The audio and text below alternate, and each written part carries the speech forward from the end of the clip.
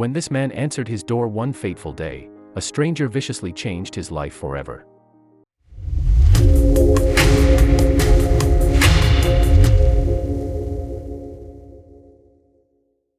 One day in December 2014, Andreas Christopheros received a knock at his front door.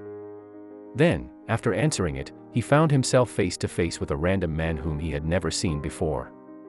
Within seconds of looking this stranger in the eyes, however, Christopheros' life would change drastically in a way he probably never have could imagined.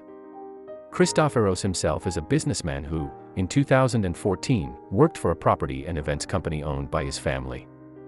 In 1987, moreover, that firm had started the popular British festival Run to the Sun, which invites Volkswagen car and camper owners to get together to show off their vehicles.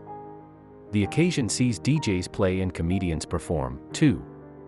Run to the Sun, moreover, is held in Newquay in the UK, near to Christopheros' house in Truro where he lived with his wife Pia and son Theology. And on December 9, 2014, Christopheros was working from his home. At one point, however, he saw a red van stop in his driveway. Then there was a knock at the front door. Christopheros naturally answered it, anticipating the person calling to be delivering mail or even just a neighbor. But neither of those things were the case. Instead, he was standing face to face with a complete stranger. "I opened the door as you would normally do," Christopheros recalled to British TV show This Morning in January 2016. The businessman also remembered the stranger on the other side of the threshold saying, "This is for you, mate." Then, in just a second, Christopheros' life changed irreversibly. Standing in front of Christopheros was David Phillips, a 49-year-old painter and decorator from 300 miles away in Hastings. Then, after the pair's brief exchange, the visitor threw a cup of sulfuric acid into Christopheros' face. And the effects of the attack were not only devastating, but they also nearly killed Christopheros.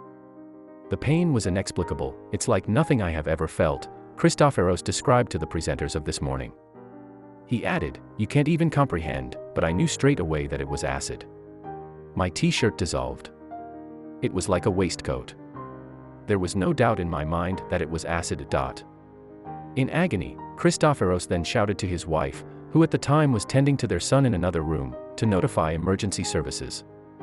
Meanwhile, he subsequently ran to the kitchen and started dousing myself with as much water as I could, because that was the only thing I knew to do, as the dad would tell This Morning. And the only other thing that Christopheros recalls from the day was relaying as many details as he could remember from the incident to the paramedics, in the hope that police would go on to apprehend Phillips. Then, when Christopheros arrived at the hospital, he fell into a coma. Heartbreakingly, doctors even told Christopheros' wife and mom that he probably wouldn't survive his injuries. Indeed, after the acid attack victim had been transferred by air to a specialized burns unit, he was placed on death watch due to the likelihood of him contracting a fatal infection. Despite the horrifying nature of his injuries, however, the businessman defied the odds and lived to tell the tale. But his life would never be the same again. Christopheros' face was so disfigured in the attack, for instance, that he couldn't bear the prospect of seeing his reflection. As a result, he asked for mirrors in the hospital to be concealed. And when the time finally came to see what had befallen him, he chose to have his friends around him. But an even harder revelation lay ahead. Specifically, Christopheros had to reveal his new self to his son, a moment he was dreading. "That haunted me," he told This Morning.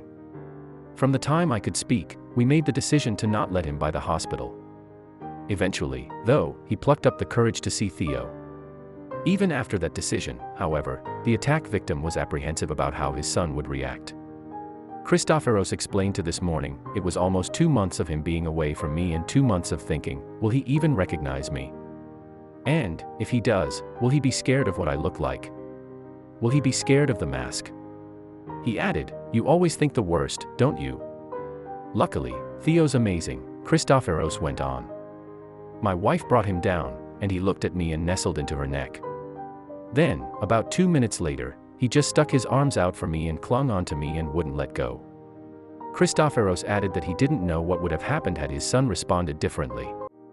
Meanwhile, as of August 2017, Christopheros has undergone as many as 12 surgical procedures, although he still needs yet more work done. They include reconstructive surgery to 90% of his face, for which skin from his neck and scalp was used. However, Christopheros' eyelids have subsequently disappeared as the scarring tightened on his face. Not having eyelids has probably been the most torturous thing that I've been through, Christopheros described to Reuters in August 2017. You can't hide from the light. You can't shut your eyes. Sleep, too, is a battle for the entrepreneur, whose career has also suffered. But why was Christopheros attacked in the first place? Well, Phillips had erroneously believed that a man at Christopheros' home address was responsible for sexually assaulting a family member of the attackers. And the painter and decorator duly drove across the country to deal with the situation in his own way. Eventually, however, Phillips was tracked down, arrested and taken to court. A guilty plea earned him a life sentence in prison, with 8 years minimum to be served.